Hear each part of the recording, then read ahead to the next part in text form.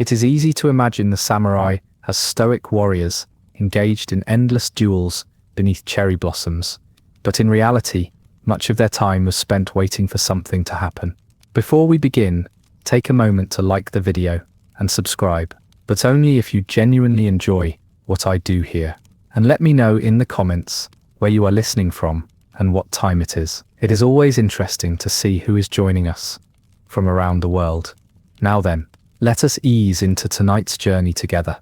The true life of a samurai on campaign, especially during the height of Japan's medieval centuries, was a world away from the poetry of popular imagination. Picture the late Heian period, bleeding into the Kamakura and Sengoku eras, when the Japanese countryside became a shifting patchwork of clan disputes, field encampments, and the sort of damp weather that does not inspire anyone's epic poetry. Despite their much celebrated code of bushido, most samurai spent surprisingly little time locked in mortal combat.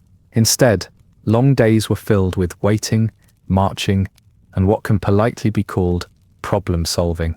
A samurai could expect to be woken at dawn, or earlier, depending on the ambition of the commanding officer, only to trudge through rice paddies, their armor collecting mud with impressive efficiency. Meals were often no more elaborate than a handful of boiled barley and a few radishes, which meant that the most heroic struggle was sometimes simply finding enough food that was not already claimed by insects.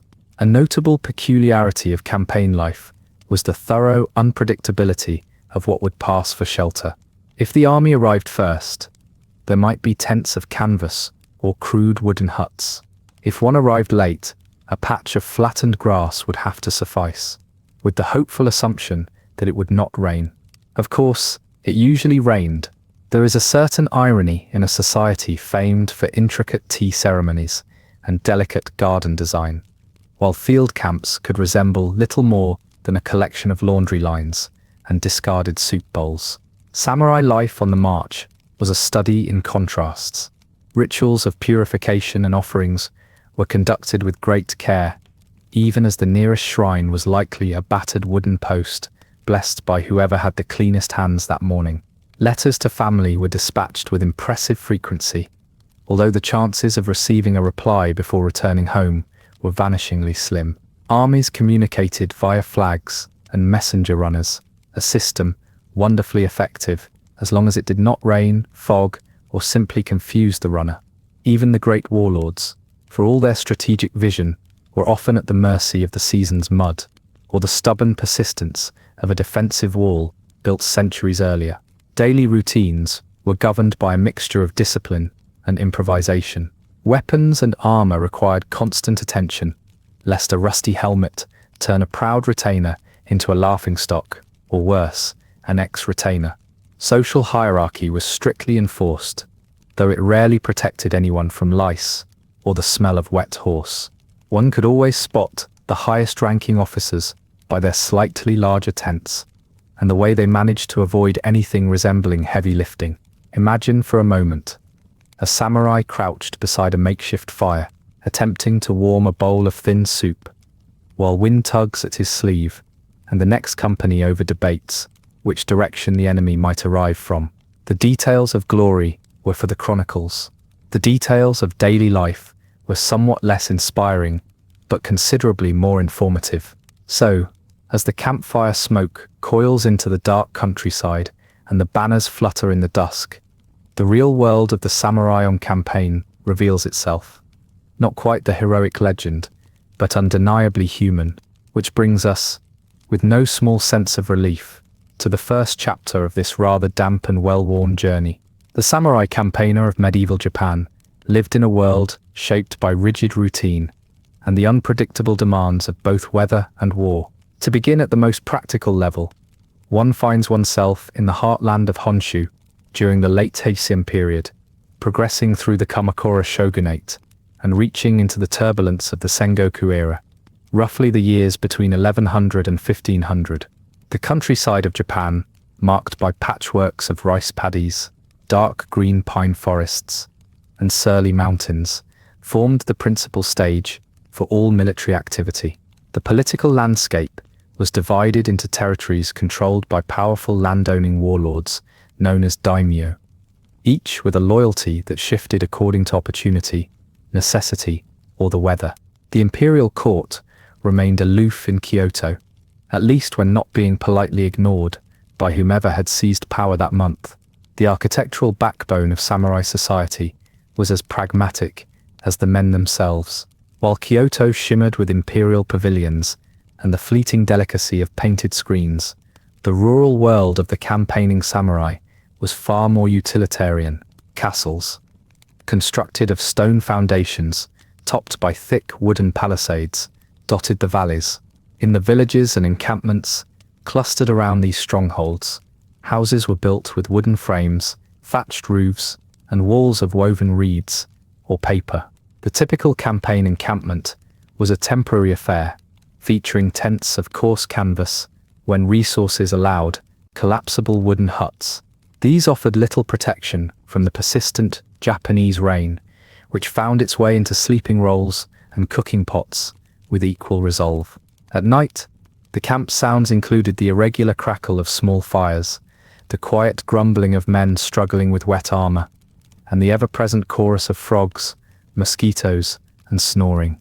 Daily life, whether at home or on campaign, revolved around agricultural rhythms. Rice was both staple and status symbol, its cultivation demanding the coordinated labor of entire communities. During campaign season, villages emptied of their most able-bodied men, leaving behind children and elders to tend the paddies. It was not uncommon for a samurai to march past his own flooded fields, wondering who, if anyone, remembered to weed them. Trade did exist, but it rarely flourished in these conditions. Pack horses and carts trundled along muddy lanes, carrying salt, sake, lacquerware, and the occasional shipment of half-rotten pickled plums. Money circulated in the form of strings of copper coins, their value confidently asserted, but frequently contested. Markets, when they could be found, were lively with bartering, complaints about taxes, and the distinctive aroma of dried fish that had traveled rather too far inland. Religion was not neglected. Even far from the tidy precincts of Kyoto's temples, shrines dedicated to local kami marked the boundaries of camps and villages. Samurai paused before battle to offer prayers, clapping their hands in the hope that alerting the gods would at least distract them from the persistent drizzle. Buddhism provided a more contemplative alternative, though many monks were themselves from samurai families and lacked the luxury of serenity. Temple bells marked the passage of time, or more often, announced the approach of tax collectors, whose timing was both reliable and unwelcome. On the march, samurai carried amulets, strips of paper bearing prayers, and if from a cautious family, a few leftover coins for the nearest priest who claimed an especially influential deity. The clothing of the period reflected the practicalities of mud, rain, and combat. Samurai wore layers, a linen undergarment, a stiffened jacket, and trousers tied with cords. Over this, armor of lacquered iron plates, bound with silk or leather, protected the torso, limbs, and occasionally, one's sense of dignity. Helmets, crested with wooden or metal ornaments, ranged from modest half-bowls to elaborate affairs that risked being mistaken for livestock from a distance. Footwear, if one was fortunate, consisted of straw sandals that lasted at least half a day before surrendering to the mud. The smell of damp cloth, oiled iron, and wood smoke was all but inescapable, and even the best-kept samurai rarely found themselves entirely free of it. The core of authority during these centuries fluctuated with remarkable frequency. The shogun, nominal supreme military ruler, often found his edicts interpreted liberally by regional daimyo, whose obedience depended less on loyalty than on whether the nearest border looked adequately defended. Figures like Minamoto no Yoritomo, and later Oda Nobunaga and Toyotomi Hideyoshi, attempted to unify the patchwork of fiefdoms. Their ambitions were etched in grand projects: a new castle here, an extravagant temple there, and in the endless mustering of troops every spring and autumn. For the ordinary samurai, this translated into an endless repetition of marching orders, assessments of equipment, and the quiet hope that one's lord enjoyed prolonged good health and a short attention span for punitive inspections. As the evening lamps flickered in camps, ranging from the Kanto Plain to the foothills of the Japanese Alps, the atmosphere was one of routine punctuated by unpredictability. The clang of a blacksmith's hammer mingled with the creak of leather, the muted exchange of gossip, and the distant barking of village dogs. Within these rhythms, the samurai campaigner existed, not as a singular hero, but as one more participant in a system as rigid as it was susceptible to the shifting winds of fortune. In this setting, the everyday burden of campaign life took on a peculiar consistency, shaped as much by the mud underfoot as by the ambitions of men who rarely saw it themselves. The daily existence of the samurai on campaign could hardly be described as romantic, though it did possess a certain stubborn regularity. As evening deepened and the lamps flickered in their encampments, routines emerged from the mud and uncertainty. Morning began before sunrise, with the sharp, insistent noise of commands relayed by junior officers whose enthusiasm rarely matched their volume. Sleep was more often interrupted than restful, with the rigid ground beneath a thin mat offering a pointed reminder of one's station in the military order. The camp itself was structured with deliberate, if uninspired, logic, rows of tents or huts aligned by rank. The command tent marked with more elaborate banners, and if the lord was particularly ostentatious, an extra brazier to stave off the chill. The air was thick with smoke from green wood and the lingering scent of hastily cooked rice. Food, though central to daily function, was little more than a logistical concern on campaign. Boiled rice, barley, and millet formed the unremarkable basis of most meals, supplemented by pickles, if the quartermasters had been especially attentive or lucky. Salted fish sometimes made an appearance, though its condition, after journeying overland, often rendered it more challenge than treat. Meat was rare, since livestock were valuable for ploughing and taxes, not for eating. The rank and file could count themselves fortunate if their midday meal did not crawl away of its own accord. Sake, when present, was served in modest quantities, and with all the ceremony that could be mustered in a muddy camp. Formal banquets were reserved for moments of victory or diplomatic necessity, and even then the principal feature was discussion rather than cuisine. In this way, hunger and hierarchy were intimately acquainted. Social organization followed a strict order that extended beyond the arrangement of tents or the distribution of rations. Rank was denoted by the quality of one's armor and the placement of one's campfire. The highest-ranking retainers enjoyed marginally greater shelter and the dubious privilege of reports arriving at all hours. Men of lesser status were assigned to outer rows where the risk of nighttime raids by enemy scouts or, more likely, local bandits was greatest. Within these boundaries, a complex web of obligations, favors, and expectations played out. Seniority was respected, but the prospect of advancement, however unlikely, kept ambition alive among even the most sleep-deprived foot soldiers.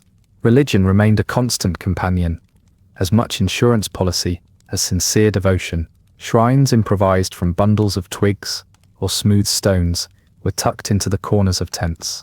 Offerings of rice or sake were made with a quiet hope that the local spirits might favor their side, or at least refrain from adding another day of rain. Buddhist monks attached to the army provided prayers and, more practically, basic medical care, employing herbal mixtures that were as likely to induce sleep as to cure wounds. The presence of monks was thought to confer spiritual legitimacy on a campaign, though their sermons were often as effective at clearing a gathering as any bugle call. Trade, while slow and irregular, threaded through the camp in the form of peddlers and villagers offering supplies at enterprising prices. Salt, sake, and the occasional length of silk could be obtained if one had the coin or the reputation to barter successfully.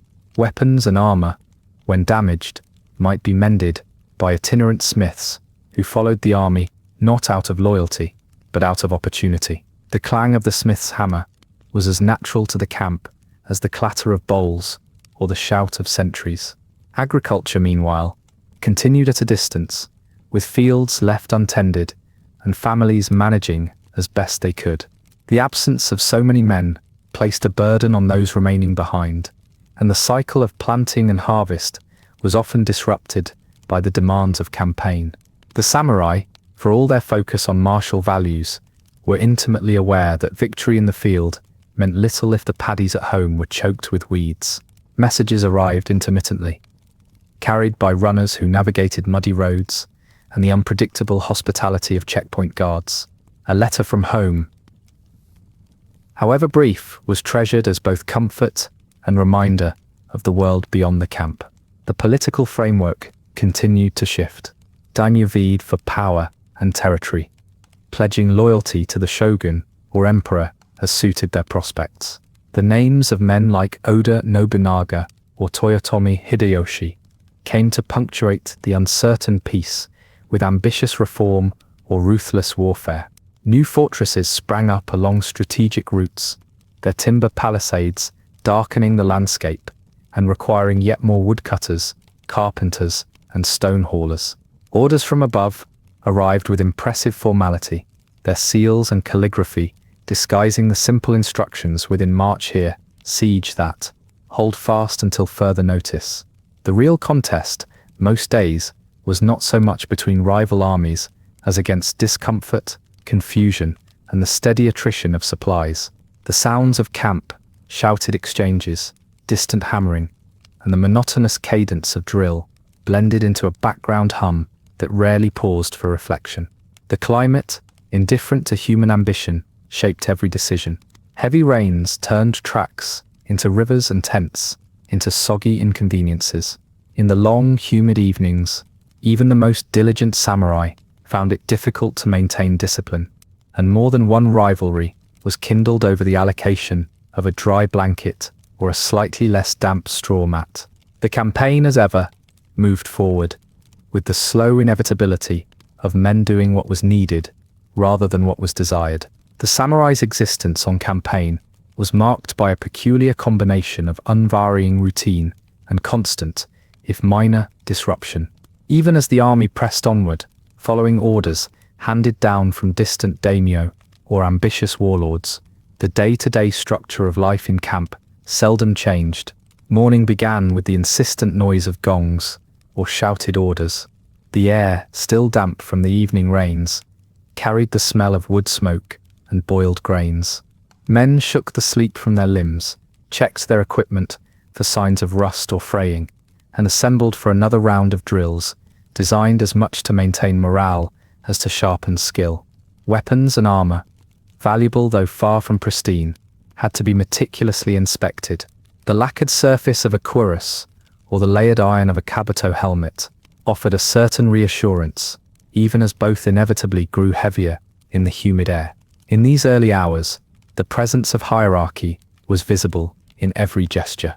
The highest-ranking retainers received reports, conferred with messengers, and attempted to appear both decisive and unfazed by the growing pile of minor complaints.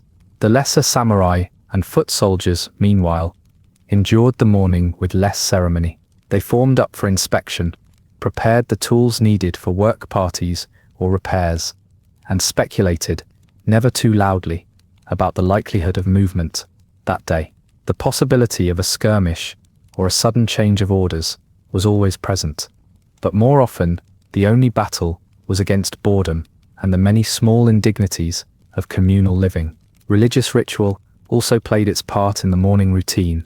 Before the day's work began in earnest, small shrines were tended in the corners of the camp. Offerings of rice, salt, or a few coins were left with the hope of favor, or, at the very least, the avoidance of further misfortune. Buddhist monks circulated among the tents, distributing talismans or brief words of encouragement. For those more inclined to practical measures, incense was sometimes used to mask the smell of unwashed clothing and damp straw, a solution that was only partially effective. The lines between the sacred and the practical were thin and frequently crossed. As the day unfolded, the camp took on a rhythm dictated by necessity. Work groups repaired equipment, patched tents, and dug trenches or latrines, tasks essential to survival, though never likely to be celebrated in song. Supplies were rationed with careful attention, and quartermasters were known for a suspicious reluctance to part with anything not already spoiled or broken. Trade, both official and unofficial, persisted in the shadows of the camp. Paddlers and villagers, aware of the opportunity that large numbers of hungry men represented, set up makeshift stalls outside the perimeter, offering dried persimmons, pickled vegetables, or the occasional luxury such as sake or a bolt of rough cotton. Prices were high and quality variable, but the alternative was to do without altogether. Political developments made their presence felt, even in the smallest details. Orders arrived, bearing the seals of renowned figures. Tokugawa Ieyasu in the later years, or perhaps a lesser-known cousin, seeking to impress his superiors. The style of address was formal, the commands often ambiguous, and the consequences for delay or misunderstanding rarely pleasant. Armies sometimes found themselves camped for days, awaiting clarification, during which time discipline inevitably slackened. Rumors circulated freely, fueled by idle speculation and the arrival of travelers or stragglers. The issue of loyalty was ever present. Spies and informers operated openly, their activities tolerated so long as they reported to the correct superior. In this environment, trust was a commodity as rare as fresh fruit. Agriculture remained largely invisible, though its absence was felt in every understocked larder and every letter from home describing the state of the paddies. The structure of land ownership, so central to samurai identity, receded from view while on campaign, replaced by the more immediate concern of daily sustenance. Decisions made by distant lords about taxes and land reform held consequences that rippled outward, affecting the morale of those who were increasingly aware of the costs borne by their families. It was not unusual for the men to mutter about taxes as a force of nature, predictable only in their regularity and seldom in their fairness. Architecture, such as it was, reflected the impermanence of the situation.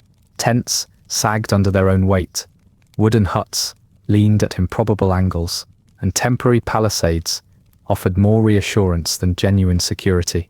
Nightfall brought the campfires to life, their light illuminating the battered faces of men who had seen too much, and not nearly enough to justify the discomfort. The smoke mingled with the dense evening air, settling on armor, hair, and skin, making every surface faintly sticky. Occasionally, the silhouette of a nearby castle could be glimpsed against the horizon, a reminder of the power struggles unfolding beyond the camp, and of the ambition that drove so many to such inconvenience. The chapter of the samurai on campaign was not written in the language of grand conquest, but in the vocabulary of endurance. Each day was measured by the slow progress of men and supplies, the reliability of weather-beaten roads, and the capacity of the human body to sleep whenever and wherever opportunity allowed. Under the slowly turning sky, the samurai became not just a warrior, but a participant in the quiet, relentless machinery of war, held together by custom, necessity, and the hope that tomorrow's orders would bring something other than another day of the same. As the days of campaign wore on, the monotony of routine was occasionally broken by events that, for better or worse, punctuated the otherwise predictable rhythm of life in the field. A sudden order to break camp would send men scurrying to repack their possessions, threadbare bedding, lacquered armor, battered weapons, and the inevitable collection of small personal charms and keepsakes. The clatter of wooden poles and hurried voices filled the air as the army prepared to march, often with little warning and less explanation. The route itself was rarely direct. Roads, where they existed at all, alternated between dry ruts and muddy traps, bordered by fields left half-tended and silent villages whose inhabitants had learned to vanish at the first sign of banners on the horizon. It was not uncommon for soldiers to find themselves retracing the same tracks from weeks earlier, only to discover that little had changed except for the depth of the ruts. Marching was an ordeal measured in hours and discomfort. The standard pace was set by the slowest supply cart, and delays were plentiful. Bridges, built hastily from timber, creaked under the combined weight of men, horses, oxen, and baggage. Crossing a river could consume half a day, especially if it had rained recently, a frequent occurrence in the Japanese countryside. The landscape itself offered little in the way of relief. Rolling hills and thick forests might provide momentary shade, though they also concealed the movements of rival armies. From time to time, the columns would halt for the arrival of a messenger, clutching a document sealed by the hand of a distant daimyo or shogun. The message was always the same: proceed, hold, or prepare for the possibility of battle, a possibility that, more often than not, remained only that. The social order remained rigid in motion as well as at rest. High-ranking officers moved near the front, accompanied by their personal bearers, and, on occasion, a cart loaded with items considered necessary for dignity rather than survival. Ordinary samurai managed with what they could carry. Foot soldiers bore the heaviest burdens, and grumbling was a constant companion. Horses, if present, were reserved for those of noble status or for use in swift communication. The animal's value was measured by its endurance rather than its grace.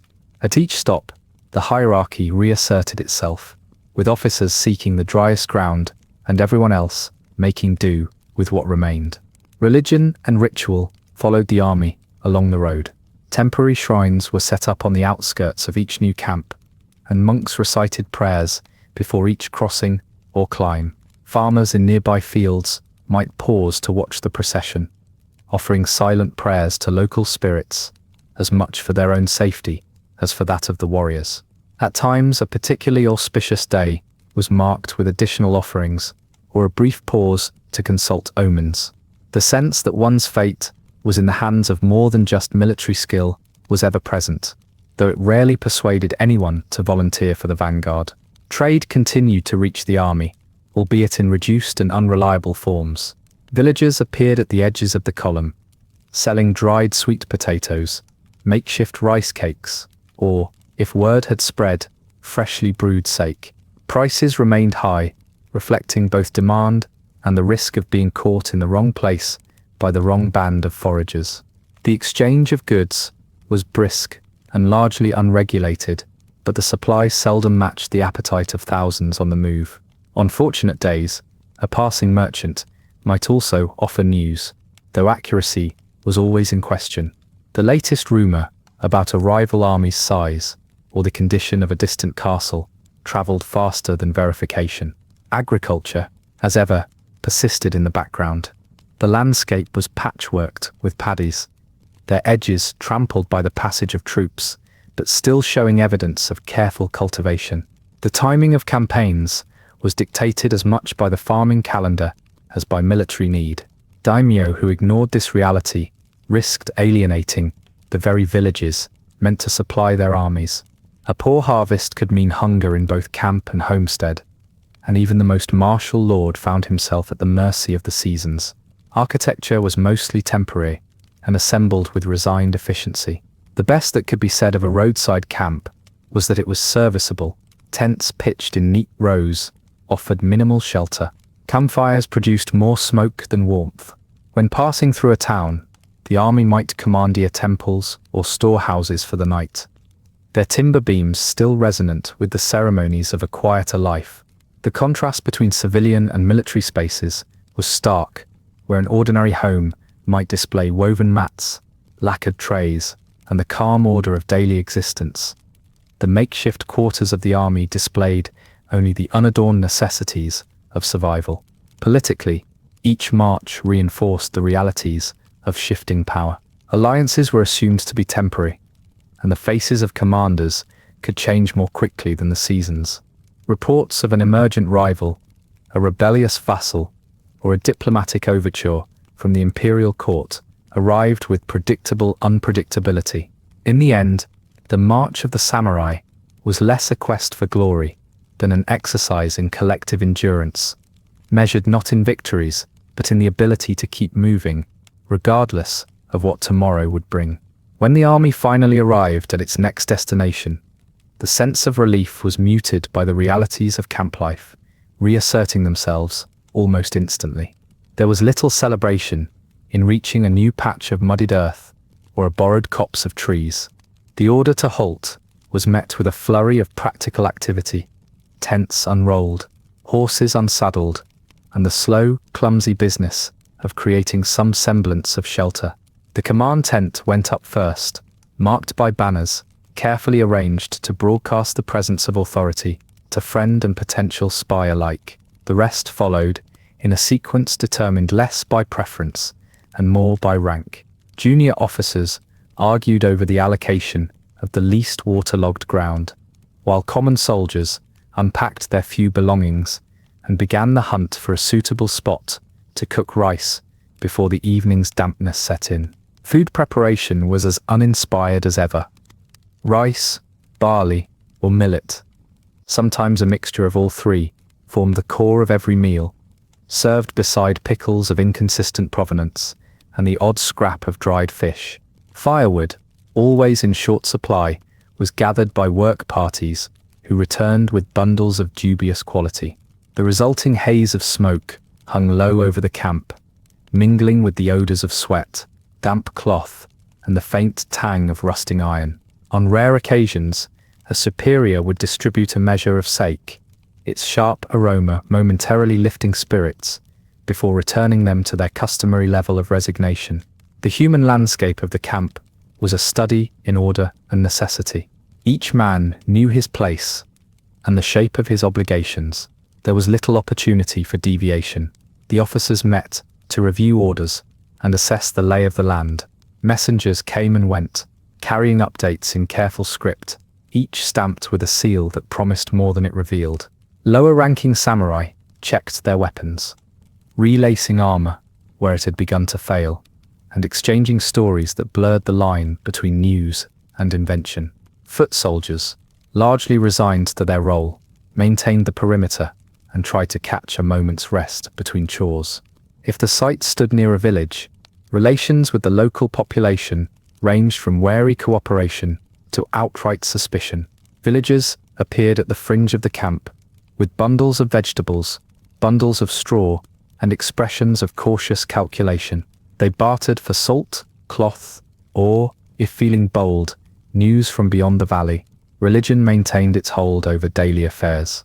The camp's edge was soon marked by a temporary shrine, sometimes no more than a wooden post or a stone from a nearby stream. Here, offerings of rice or sake were made in the hope that local spirits would overlook the trampled earth and the appropriation of firewood. Monks, attached to the retinue of higher-ranking daimyo, moved quietly from tent to tent, distributing talismans and speaking prayers under their breath. On the night before a rumored engagement, there might even be chanting into the dusk, an effort as much to soothe nerves as to appeal to the divine. Trade, though diminished in these unsettled locations, found its way into the camp's daily rhythm. Enterprising villagers or itinerant peddlers appeared with baskets of mushrooms, wild herbs, or, on rare days, precious fruit. Prices fluctuated with the mood of the quartermasters and the perceived level of desperation among the buyers. Coin changed hands, but barter remained common, with worn sandals or a sturdy knife standing in for currency. Luxury was measured by the presence of dry clothing or a pot that did not leak. Agricultural rhythms persisted in the background, even as the fields around the camp showed the signs of hurried harvest or neglect. The samurai, for all their military occupation, relied as much on these cycles as the farmers themselves. Daimyo, sensitive to the needs of their territories, sometimes distributed surplus grain, an act of calculated generosity. Others, pressed by the demands of campaign, exacted more than could easily be repaid, sowing the seeds of resentment along with rice. The relationship between military power and agricultural productivity was both obvious and ignored, depending on who was asked and when. Architecture was limited to what could be assembled or borrowed. Tents and makeshift shelters gave the camp a patchwork appearance, interrupted by the rare solidity of a commandeered storehouse or the weathered lines of a local temple. The contrast between impermanence and tradition was stark. The temple bell, if not silenced by military order, continued to mark the hours, its sound carrying over the mutter of conversation and the occasional clash of iron. Political developments hovered on the margins of every activity. Reports of movements elsewhere, alliances made or broken, rumors of a distant battle, or an edict from the imperial court, arrived with an odd regularity. The men who carried these messages seemed always in a hurry, yet curiously, unable to answer any practical questions. For those encamped on the borderlands of rival domains, the uncertainty was as tangible as the dew on their armor each morning. And so, as night settled once again, the camp became a fragile world unto itself, connected to the great events of the realm, yet defined, above all, by the reality of ordinary men, enduring the requirements of war. Night in the samurai camp was shaped by necessity and a preference for caution over comfort. As dusk faded, the outlines of the tents softened into the surrounding darkness. The last smoke from cooking fires drifted above the camp, carrying with it the faint aroma of boiled grain, and if luck permitted, the sharper tang of pickled vegetables or dried fish. Guards rotated in regular shifts along the makeshift perimeter, their presence marked more by the clink of iron fittings than by any visible display of vigilance. Inside the grounds, conversation fell to murmurs, broken only by the occasional sharp laugh from a group of men ignoring the lateness of the hour, or the quiet drone of a monk completing evening prayers.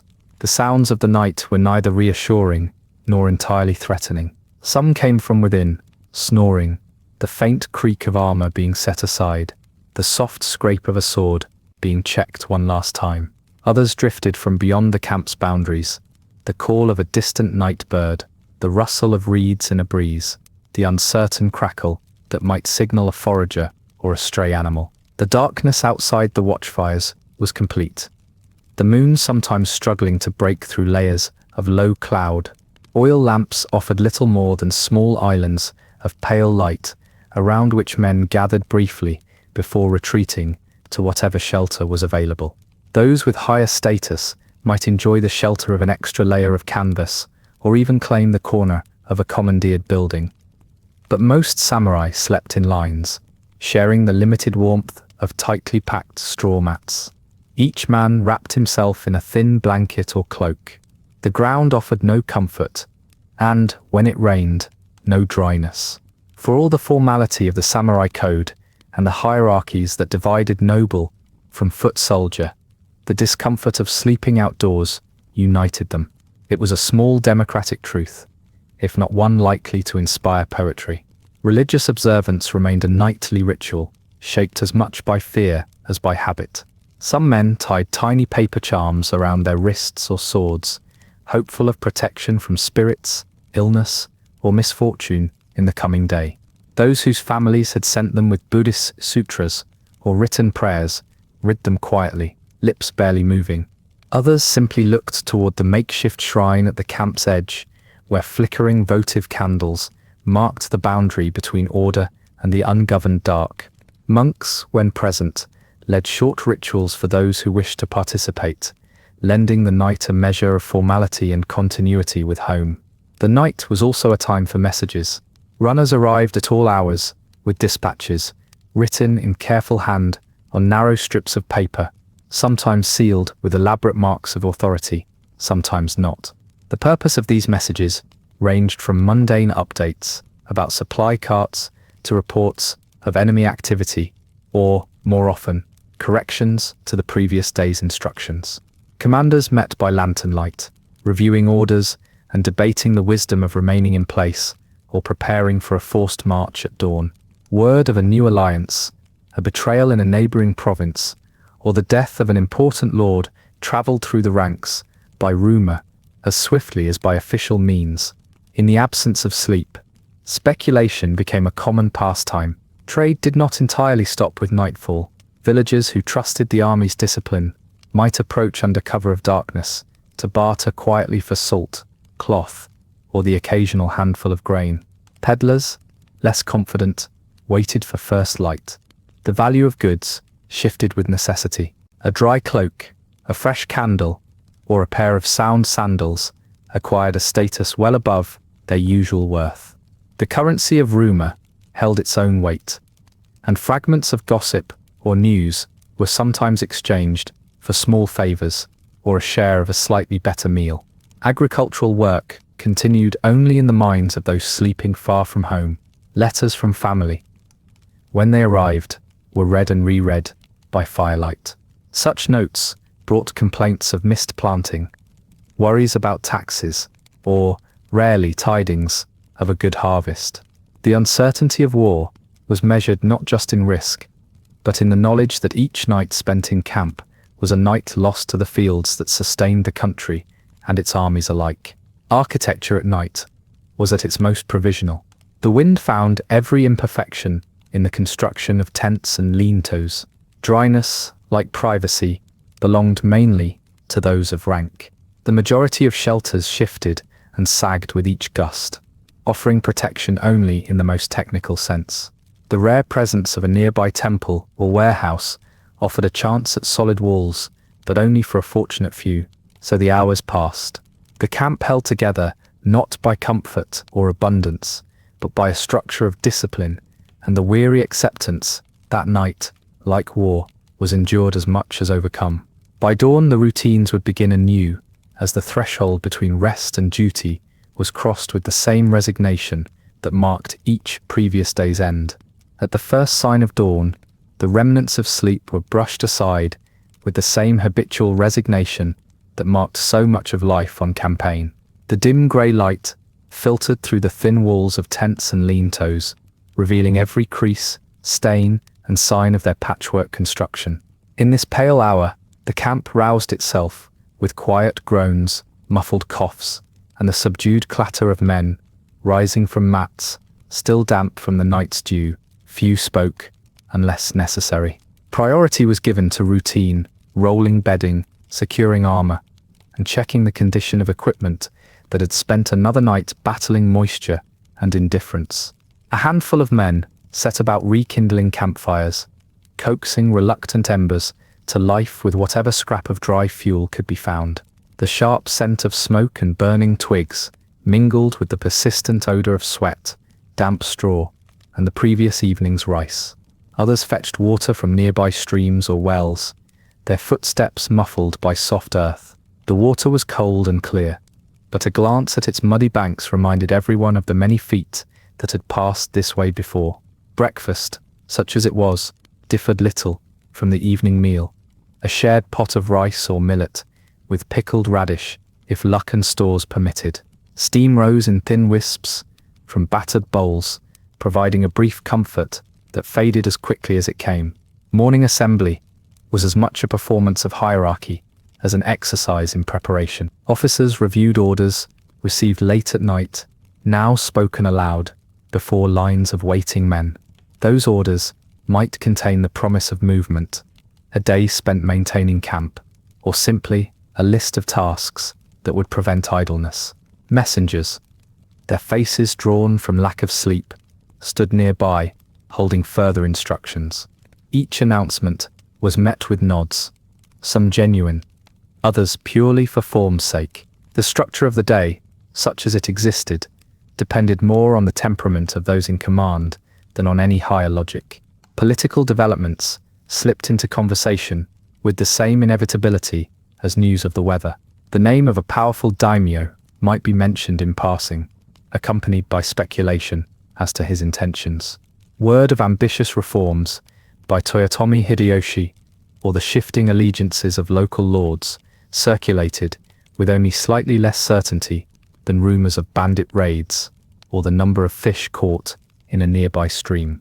For many, politics remained an abstraction unless it altered the level of discipline in camp or the likelihood of being sent on a new march. Yet it was always present, shaping the world even as most men had no say in its design. Tasks filled the rest of the morning. Groups of men rotated through chores, repairing tents, oiling armor, sharpening blades, and carrying stores from supply carts to their assigned places. The clang of hammers on iron and the rasping sound of whetstones were as familiar as the bird song just beyond the camp's edge. Work was performed with a diligence shaped less by enthusiasm than by the knowledge that supervision was never far away. Agriculture, though paused for these men, still cast its shadow. Seedlings left at home, harvests missed, and paddies untended weighed on minds, often surfacing in the brief conversations permitted while repairing a strap or fetching water. Religion made its mark once more, as men paused to bow in the direction of a shrine or quickly offer a coin for luck. Monks, if present, led quiet prayers, their voices steady above the low background of morning activity. The sense that everyday ritual could shape the outcomes of uncertain days was a belief both sincere and practical. Sacred words offered reassurance, and charms were checked as carefully as sword edges. Trade, ever adaptive, shifted to the morning hours. Villagers appeared as the light grew, carrying baskets of root vegetables, bundles of herbs, and the occasional precious egg. Negotiations took place near the perimeter, with the quartermaster's appraising eye present at every exchange. Prices remained subject to the logic of supply, demand, and opportunity, though the shared understanding was that all parties were merely trying to get through the season with as little loss as possible. The physical layout of the camp reflected these rhythms. Pathways were swept clear, if only briefly, and the arrangement of tents signaled both rank and the shifting priorities of the moment. The rare sight of a nearby temple or fortified house gave an added sense of continuity, their tiled roofs and heavy beams hinting at a stability absent from the world of canvas and rope. The smell of incense lingered in the air, blending with the more practical odors of food and fire. So the day began as it always did, marked by obligation, sustained by habit, and shaped by the quiet determination of men accustomed to waiting for orders that might change at any moment. The camp was both a world unto itself and a fragment of a larger, unsettled landscape. Each morning, the samurai endured not for glory, but because there was little alternative and much yet to be done. By midday, the sense of calm routine in the samurai camp was interrupted by the subtle shift of activity and attention. The sun, if visible, stood above the canvas roofs and makeshift shelters, drawing out smells, both familiar and unwelcome. Damp straw, warmed laundry, and the persistent musk of armor, seasoned by sweat, mixed into the distinctive aroma of life under canvas. The sounds of the late morning included the steady thud of wooden mallets, the scraping of sandals on beaten earth, and the intermittent clack of bowls as the midday meal took shape. The culinary prospects remained modest. Those fortunate enough to have secured a fresh supply from the morning's trade might find a radish or bundle of greens to enliven an otherwise predictable bowl of rice. For many, lunch was little more than a practical necessity, eaten quickly in whatever shade was available. The pace of the camp, steady but never hurried, reflected both the nature of command and the inertia of necessity. Officers took their meals separately, seated beneath the best tents and shielded by a formality that extended to the arrangement of their bowls and the measured cadence of their conversation. Hierarchy permeated even the act of eating. Decisions were made in quiet tones. News passed from messenger to retainer, often accompanied by a polite ambiguity that left more questions than answers. Outside these circles, the ordinary samurai and foot soldiers gathered in small groups, less concerned with strategy than with avoiding additional duty or securing a second helping should one appear by surprise. Tasks and duties resumed without enthusiasm. The midday heat, unkind to those in armor, pressed on both body and morale. Repairs occupied many hands. Leather straps, dried in the sun, were checked for signs of cracking. Iron plates were examined for rust, then rubbed with oil until they regained a faint, practical sheen. Work parties repaired palisades at the camp's edge or collected stones to reinforce muddy paths. Others fetched water, their return marked by careful steps to avoid spilling even a drop. Practicality ruled every movement, as supplies were never as plentiful as anyone wished, and loss was always noticed. Trade continued in a subdued form through the afternoon, with villagers and peddlers tolerated near the outskirts. The exchange of herbs, vegetables, or occasional salted fish was monitored by sentries who balanced suspicion with the practical need for fresh supplies. Relationships between soldiers and locals ranged from cautious civility to tense negotiation. Rural life pressed close to the camp, its rhythms visible in distant fields where women stooped to weed paddies or children carried bundles of kindling. Some villagers offered small tokens, a handful of chestnuts, a woven fan, in hopes of favorable treatment. The boundaries between guest and occupier, between protector and burden, were rarely clear. Religion still provided routine, though its marks were often unobtrusive. A passing monk might offer a blessing or simply observe, leaving the camp to its work. Occasionally, an officer would order an offering at a nearby shrine, prompted by a troubling rumor or a setback in supplies. The cycle of prayer and obligation continued with little fanfare. For many, belief was as much a matter of habit as conviction, a bargaining with unseen forces for a smooth day, a safe night, and a measure of luck on the march to come. The region's political situation filtered through the camp on the backs of messengers and in the whispers of those with connections beyond the valley. Reports of a daimyo's new edict or the alliance of rival clans were received with a blend of skepticism and attentive silence. The great names of the era, Oda, Tokugawa, and the imperial court, floated at a distance, their ambitions touching daily life only through more orders, revised marching routes, or the sudden appearance of a new banner on the horizon.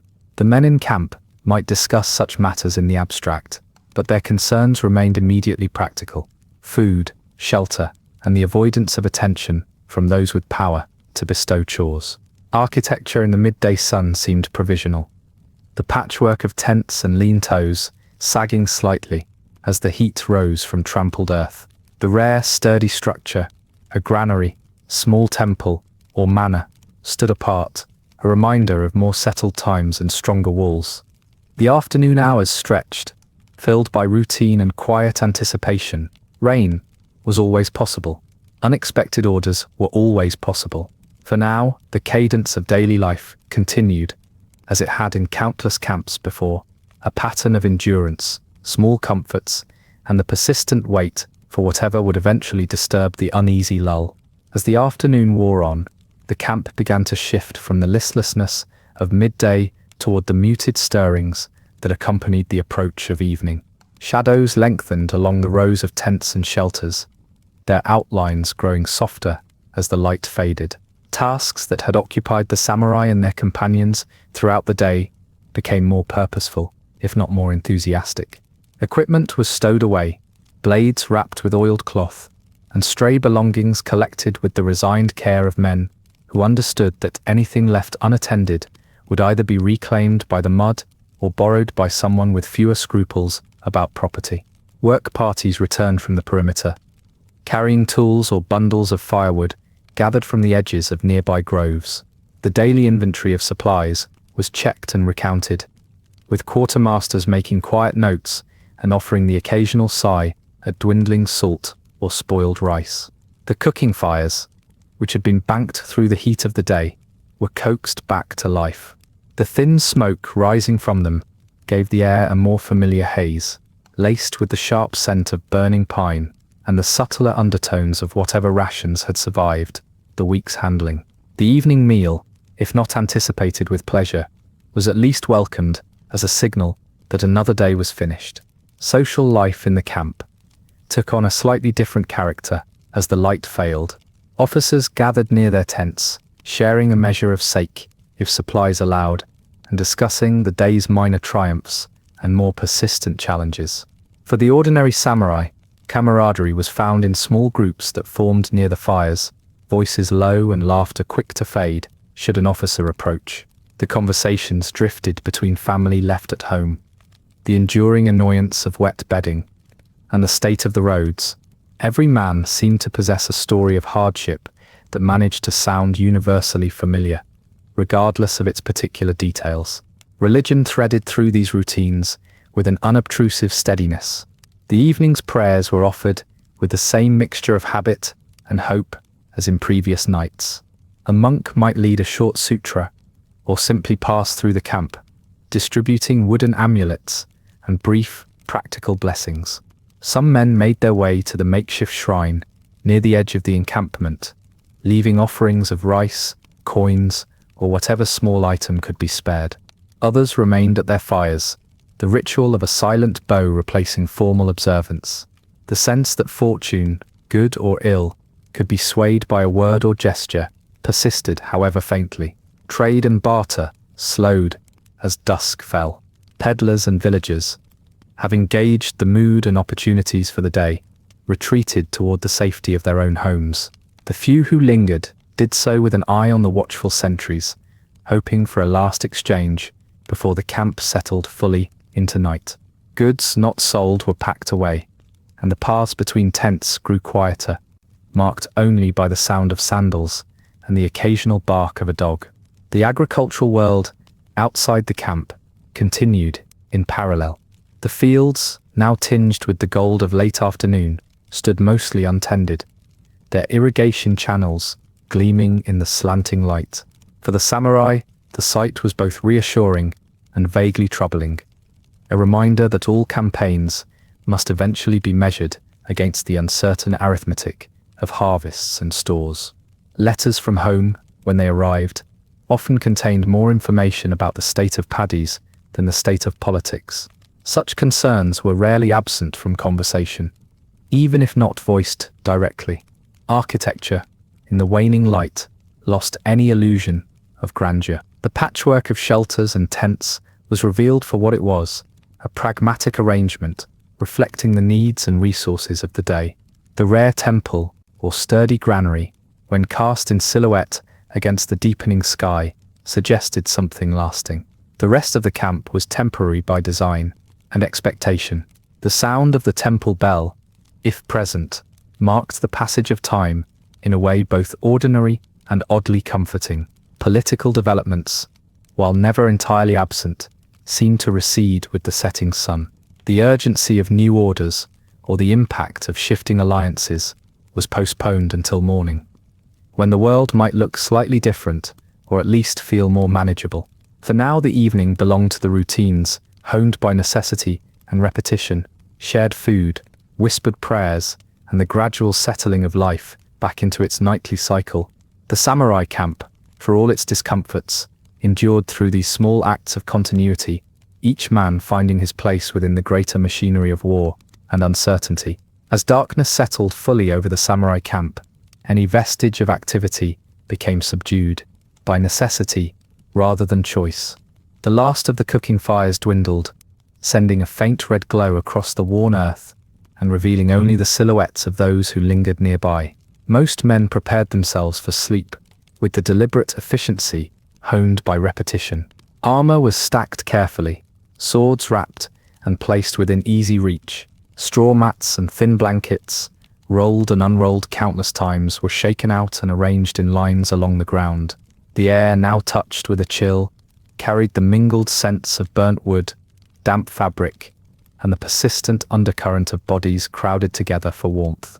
Conversation shrank to a low murmur, punctuated by the occasional cough or the quiet scraping of someone shifting position on the hard ground.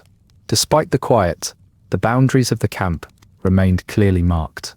Sentries took up their posts, walking the perimeter at measured intervals.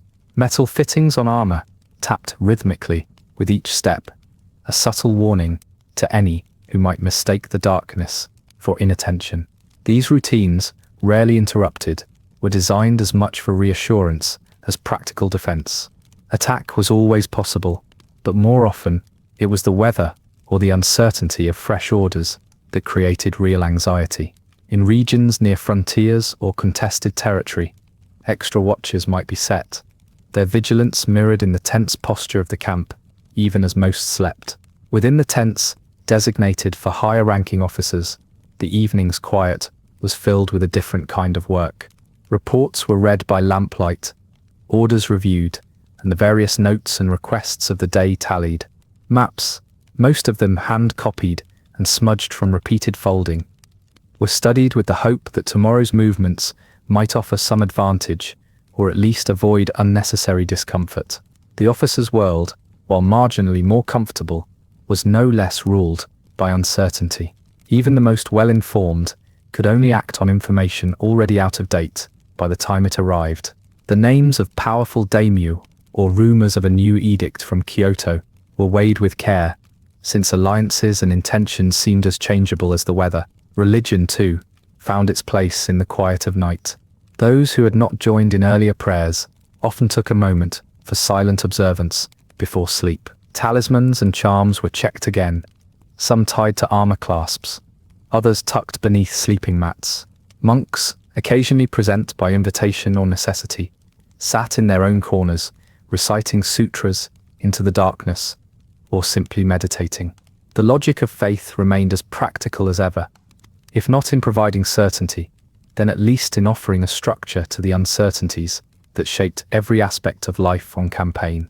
Trade, which had slowed with the approach of night, now faded almost entirely. The few villagers, or peddlers, who remained in the camp took their leave quietly, retreating to their homes, or seeking whatever shelter was available at the fringes. Unused goods were stored away, not always with the expectation of seeing them again. Camps were not known for their respect of private property, and the fate of a pot or bundle of cloth could change with the night's passing. The agricultural world surrounding the camp entered its own cycle of rest. The fields, recently golden or green, were now reduced to dark outlines, their irrigation ditches faintly gleaming if the moon was kind enough to appear. For those who had family nearby, there was some comfort in knowing that the land endured, even as its caretakers slept in the uncertainty of campaign life. The relationship between the army and the countryside remained uneasy. Supplies were drawn from the same villages whose sons slept under banners, while decisions made far away could determine whether the following season would be lean or plentiful. Architecture, viewed by firelight, offered little comfort. The patchwork of tents, lean-tos, and commandeered barns revealed every imperfection in their construction. Gaps let in cold air, and leaks when they occurred were greeted with the stoic muttering of men long accustomed to disappointment. The rare luxury of a tiled roof, found only in a local temple or manor, stood as evidence of a different order, at odds with the daily uncertainty of the camp. As night pressed on, the camp's world contracted. The concerns of the day faded, replaced by the hope that morning would arrive without incident. It was a quiet, careful waiting, shaped by discipline, necessity, and the knowledge that just beyond the ordered rows of tents, the world of politics and war continued to move at its own unpredictable pace. For the samurai and those who marched with them, rest was always provisional, offered for a night, never guaranteed beyond that.